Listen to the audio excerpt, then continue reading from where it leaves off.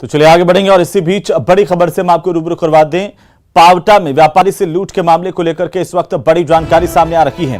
करीब 18 घंटे बाद धरना समाप्त कर दिया गया है। विधायक और एसपी के आश्वासन के बाद यह मामला शांत हुआ है। लूट की घटना में शामिल 2 बदमाशों को डिटेन किया गया है। आज शाम तक पूछताछ के बाद इस पूरे मामले का खुलासा होगा। एसपी की तरफ से जानकारी दी गई है। बड़ी खबर इस वक्त की, और साथ ही पुलिस ने अन्य वारदातों का भी जल्द खुलासा करने का आश्वासन दिया है। लगातार लोगों का इस बड़ी लूट की वारदात के बाद धरना चल रहा था, वो धरना अब पुलिस के आश्वासन के बाद खत्म कर दिया गया है। बड़ी खबर पावटा से इस वक्त की, करीब 18 घंटे तक चला धरना अब पुलिस प्रशासन से बातचीत और आश्वासन के बाद खत्म कर दिया गया है। विधायक और एसपी के आश्वासन के बाद यह धरना खत्म हुआ है। ज्यादा जानकारी के साथ हमारे संवाददाता हीरा लाल फोन लाइन पर जुड़ चुके हैं। हीरा लाल, लगातार करीब 18 घंटे से धरना चल रहा था, अब क्या अपडेट है इस पूरे मामले को लेकर के? जी, मैं आपको बता दूं, कल रात को जो व्यापारी के साथ 2 लाख रुपए से भरे बैग की लूट की घटना जो हुई थी, उसके बाद ग्रामीणों ने जो थाना परिसर है उसमें धरना स्टार्ट किया था। इसके बाद 18 घंटे तक जो धरना चला, उसके बाद एसपी और विधायक के आश्वासन के बाद है जो धरना समाप्त कर दिया गया है। एसपी और विधायक ने ग्रामीणों को आश्वस्त किया है कि जो मामला जो आपराधिक घटनाएं हैं उनका जल्दी खुलासा कर दिया जाएगा और जो आरोपी है उनको शीघ्र पकड़ लिया जाएगा, क्योंकि पिछले दिनों जो टसकोला में एक दुकानदार के साथ 4 लाख रुपए की जो लूट हुई थी, उसके मामले में 2 जनों को पुलिस ने डिटेन किया है। इस मामले का पुलिस ने यह भी कहा है कि 2 लोगों को, आरोपियों को डिटेन किया गया है। जी बिल्कुल, मैं यही बताना चाह रहा हूं कि जो पिछले दिनों टसकोला गांव में एक दुकानदार के साथ 4 लाख रुपए की जो लूट की घटना हुई थी, उस मामले को लेकर भी लोगों में काफी आक्रोश था और पुलिस लगातार आरोपियों को पकड़ने के लिए विभिन्न जगह दबिश दे रही थी और टीम गठित की थी। उसी मामले को लेकर पुलिस ने 2 जनों को डिटेन किया, जिसका खुलासा एसपी महोदय जो है आज शाम को पूरा मामले का खुलासा करेंगे। उसके बाद बिल्कुल हीरा लाल, चलिए बहुत शुक्रिया तमाम जानकारी के लिए। लगातार अपडेट हम आपसे लेते रहेंगे। लूट की घटना में शामिल 2 बदमाशों को डिटेन किया गया, ये जानकारी एसपी की तरफ से दी गई है। आज शाम तक पूछताछ के बाद पुलिस बड़ा खुलासा इस मामले में करेगी।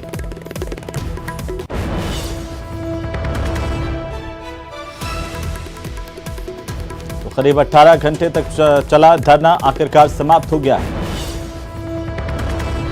चलिए आगे बढ़ेंगे और इसी बीच करौली से बड़ी खबर है। करौली में हत्या के मामले को लेकर के भी धरना चल रहा था, जो अब समाप्त हो गया। बड़ी जानकारी इस वक्त सामने आ रही है। करीब 4 घंटे से यहां पर धरना चल रहा था।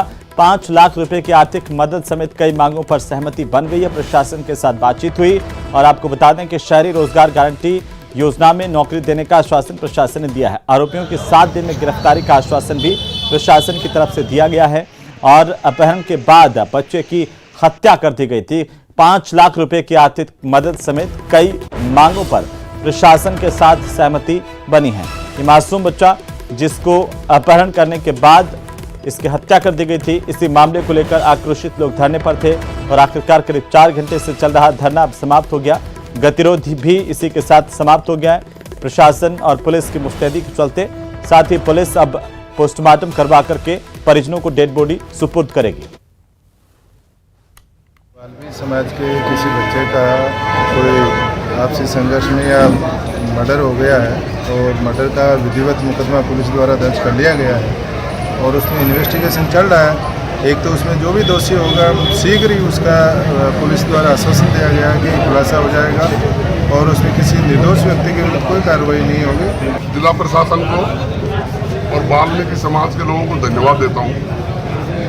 जो कमेटी तय की गई, आपस में उन मांगों पर सहमति बनी और 5 लाख नगद मुआवजा, इंदिरा आवास प्लस उसका पट्टा, ये आर्थिक सहायता दी गई। हमने तो नौकरी की मांग की थी, वर्तमान में 7 दिन के भीतर समझ जाओ उनको नौकरी दे दी जाए और आगे नौकरी के लिए नगर परिषद को लिख दिया जाएगा। तो वहीं पोखरण के नोख थानाधिकारी को हटाने की मांग को लेकर थाने के आगे ग्रामीणों की ओर से धरना और प्रदर्शन शुरू किया गया है। ग्रामीणों ने नोख थानाधिकारी मोहम्मद हनीफ पर मनमाने रवैये और ग्रामीणों को परेशान करने के आरोप लगाते हुए धरना दिया है।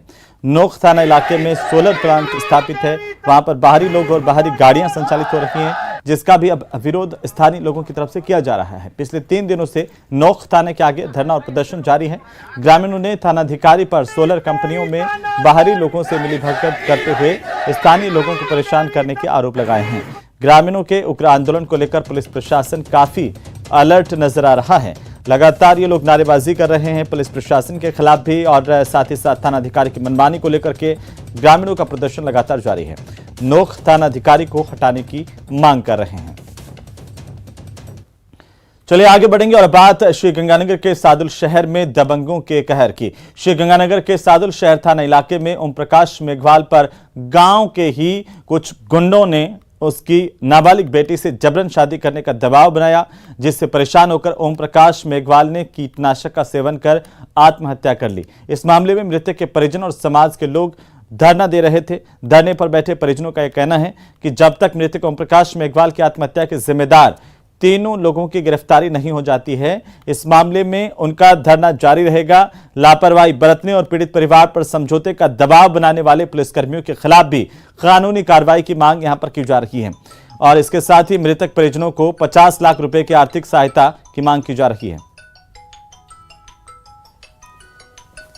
मुकदमा दर्ज हो चुका है, आरोपी है, उन तीनों आरोपियों की गिरफ्तारी हो और दो जो पुलिस अधिकारी है यहाँ के थाने के दोषी, उनको यहाँ से तुरंत प्रभाव से बर्खास्त किया जावे और पीड़ित परिवार को 50 लाख का मुआवजा दिया जावे। थाने पे बैठे इन्होंने कल जो रिपोर्ट दी थी, उस रिपोर्ट के आधार पे हमने मुकदमा दर्ज कर लिया संबंधित धाराओं में, और इन्होंने ये कह रहे हैं कि साहब राउंड अप करो, तो इसलिए हमारी पार्टियां लगी हुई है, इनकी तलाश के लिए सर्च कर रही है और राउंड अप करके शीघ्र ही इनसे वार्ता करके इन्हें पोस्टमार्टम।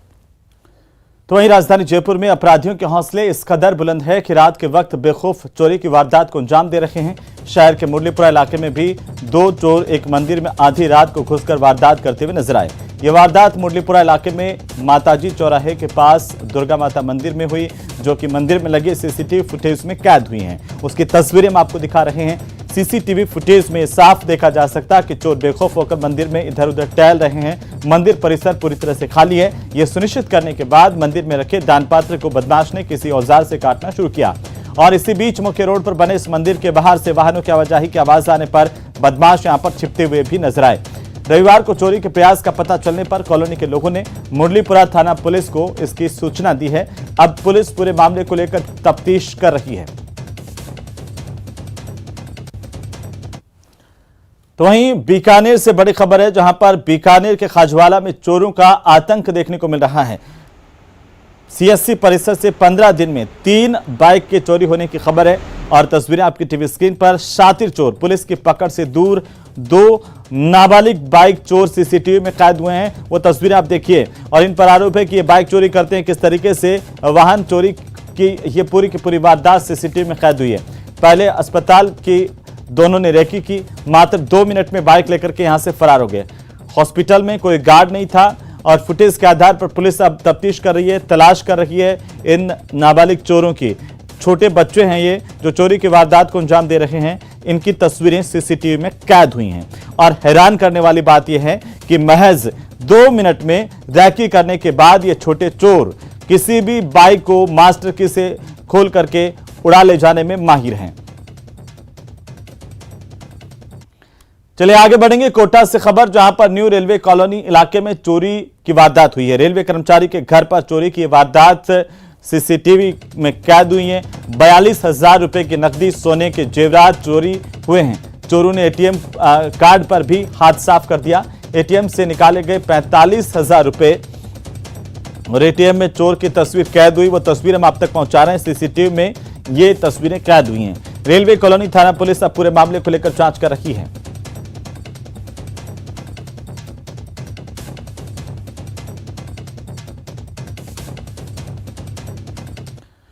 चलिए सीधे हम रुक करते हैं। मुख्यमंत्री अशोक गहलोत संबोधित कर रहे हैं, क्या कुछ करें सुन लेते हैं।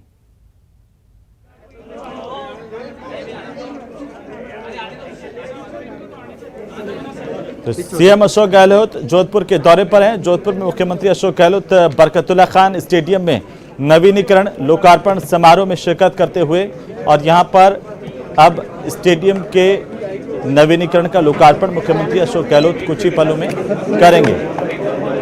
नॉर्थ और साउथ के 2 पवेलियन यहां पर स्टेडियम में बनाए गए हैं। 26,000 से ज्यादा दर्शक इस स्टेडियम में बैठ सकते हैं। तस्वीरों में आप देख सकते हैं आरसीए के अध्यक्ष वैभव गहलोत और सीपी जोशी विधानसभा अध्यक्ष, उनके साथ में प्रदेशाध्यक्ष कांग्रेस पार्टी के गोविंद सिंह डोटासरा भी मौजूद हैं। मुख्यमंत्री का अपने आप में बहुत महत्वपूर्ण दौरा है। सीएम अशोक गहलोत प्रदेश के अलग अलग हिस्सों में लगातार दौरा कर रहे हैं। आज जोधपुर के दौरे पर मुख्यमंत्री और यहां पर बरकतुल्ला खान स्टेडियम में नवीनीकरण के काम का लोकार्पण सीएम करने जा रहे हैं। मुख्यमंत्री अशोक गहलोत के साथ सीपी जोशी, गोविंद सिंह डोटासरा, आरसीए के अध्यक्ष वैभव गहलोत की मौजूदगी इस कार्यक्रम में। और अब कुछ ही पलों में यहां पर जो 2 पैवेलियन बनाए गए स्टेडियम में, जिनकी क्षमता 26,000 से ज्यादा दर्शकों की है और इसके साथ ही ये स्टेडियम अपने आप में बड़े स्टेडियम में शुमार होता हुआ नॉर्थ और साउथ 2 पैवेलियन यहां पर बनाए गए हैं। उन्हीं का लोकार्पण मुख्यमंत्री अशोक गहलोत के हाथों से होना है और यहां पर सीएम अब लोकार्पण समारोह में शिरकत करते हुए ये सीधी तस्वीरें आपको दिखा रहे हैं हम बरकतुल्ला खान स्टेडियम जोधपुर की तस्वीरें, जहां पर मौजूदगी है मुख्यमंत्री अशोक गहलोत की और सीएम अशोक गहलोत के साथ आरसीए के अध्यक्ष वैभव गहलोत भी मौजूद हैं। तस्वीरों में आप देख सकते हैं। साथ ही साथ सीपी जोशी विधानसभा अध्यक्ष और उनके साथ ही गोविंद सिंह डोटासरा प्रदेशाध्यक्ष कांग्रेस पार्टी के, बाकी अन्य नेताओं की मौजूदगी भी। और यहाँ पर यह कार्यक्रम, उसकी सीधी तस्वीरें इस वक्त आप देख पा रहे हैं। कृष्णा पूनिया भी यहाँ पर मौजूद हैं और ये जोधपुर के लोगों के लिए एक बड़ी सौगात होगी, क्योंकि स्टेडियम में नॉर्थ और साउथ पैवेलियन के बन जाने से न केवल इसकी दर्शक क्षमता बढ़ेगी, बल्कि इंटरनेशनल स्तर के जो मैचेज हैं क्रिकेट के, वो भी यहाँ पर हो पाएंगे। क्रिकेट के अन्य मैचों को लेकर के भी इस स्टेडियम की उपयोगिता इसके बाद बढ़ जाएगी, क्योंकि 26,000 से ज्यादा इस स्टेडियम में दर्शक बैठ सकते हैं। 2 पैवेलियन यहाँ पर बनाए गए हैं नए और लगातार काम चल रहा था नवीनीकरण का और इसके बाद आज लोकार्पण समारोह का आयोजन किया जा रहा है। मुख्यमंत्री अशोक गहलोत खुद यहां पर लोकार्पण कर रहे हैं। सीधी तस्वीरें जोधपुर के बरकतुल्ला खान स्टेडियम से आपकी टीवी स्क्रीन पर। मुख्यमंत्री अशोक गहलोत का जोधपुर का दौरा, तमाम नेताओं की मौजूदगी में सीएम अशोक गहलोत यहां पर बरकतुल्ला खान स्टेडियम में 2 पैवेलियन नए बनाए गए हैं, उनका लोकार्पण करेंगे। और साथ ही साथ मुख्यमंत्री के साथ बरकतुल्ला खान स्टेडियम के इस कार्यक्रम में शिरकत कर रहे हैं सीपी जोशी, कांग्रेस पार्टी के प्रदेशाध्यक्ष गोविंद सिंह डोटासरा, वैभव गहलोत आरसीए के अध्यक्ष और बाकी अन्य नेताओं की मौजूदगी भी यहां पर है। तो ये लोकार्पण किया है मुख्यमंत्री अशोक गहलोत ने। सीधी तस्वीरें जोधपुर के बरकतुल्ला खान स्टेडियम से सीएम अशोक गहलोत के हाथों लोकार्पण कार्यक्रम। जोधपुर की जनता को लंबे समय से इंतजार था, आखिरकार तमाम नेताओं की मौजूदगी में मुख्यमंत्री अशोक गहलोत की ओर से ये जोरदार सौगात जोधपुर के लोगों को, क्रिकेट प्रेमियों को और इस स्टेडियम के तौर पर 2 पैवेलियन जिनका निर्माण किया गया है।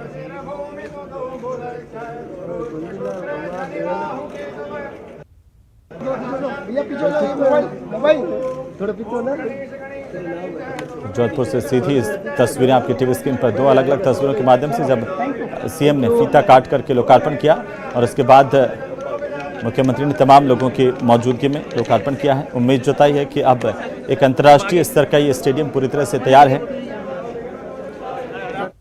चलिए आगे बढ़ेंगे। झुंझुनू की पचेरी कला की गोगनराम की ढाणी का रास्ता बंद होने से ढाणी के लोगों और स्कूली बच्चों को खासी दिक्कतों का सामना करना पड़ रहा है। इस ढाणी में रहने वाले 10 से ज्यादा परिवार दलित समाज से ताल्लुक रखते हैं। ढाणी के लोगों की माने तो ये लोग मामले में हर जगह गुहार लगा चुके हैं, लेकिन इनकी कोई कहीं सुनवाई नहीं हो रही है। ढाणी के लोगों ने जानकारी दी है कि कुछ लोगों ने 7 दशकों से प्रचलित रास्ते को न केवल बंद कर दिया, बल्कि विरोध करने पर मारपीट तक भी कर डाली है। 2-2.5 साल से रास्ता बंद है और इसके कारण गांव के सरकारी स्कूल में बच्चों का नामांकन कम हो गया है।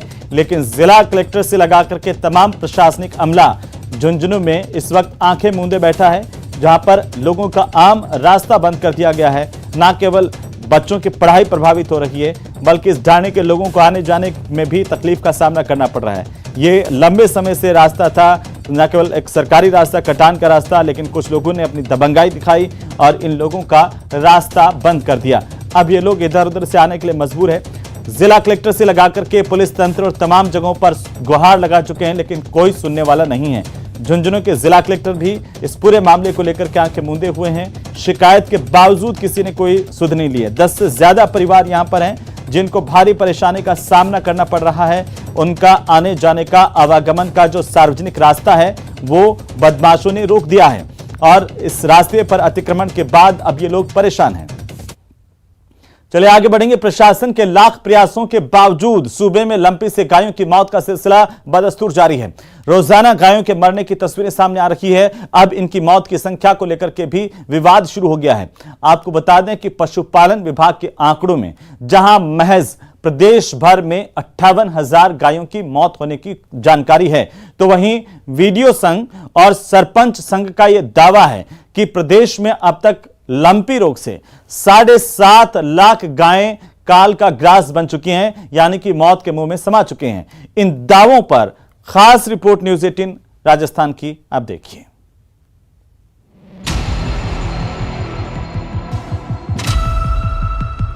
सूबे में लंपी संक्रमण को लेकर प्रशासन के दावों की पोल खुद उसके ही अधिकारी खोल रहे हैं। प्रशासन जहां गायों को बचाने के लिए दिन रात काम करने का दावा कर रहा है, वहीं गौधन की स्थिति में फिलहाल कोई सुधार होता नहीं दिख रहा।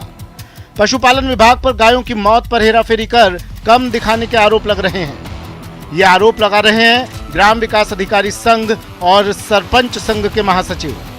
पशुपालन विभाग का कहना है कि अब तक सिर्फ 58,000 गौ माता की मौत हुई है, जबकि वीडियो का दावा है कि उन्होंने जो रिकॉर्ड तैयार किया उसमें 7 लाख से ज्यादा गायों की मौत हुई है, जबकि सरपंचों के पास जो आंकड़े हैं वो इससे करीब 1 लाख ज्यादा यानी 8 लाख गौवंशों की मौत का है।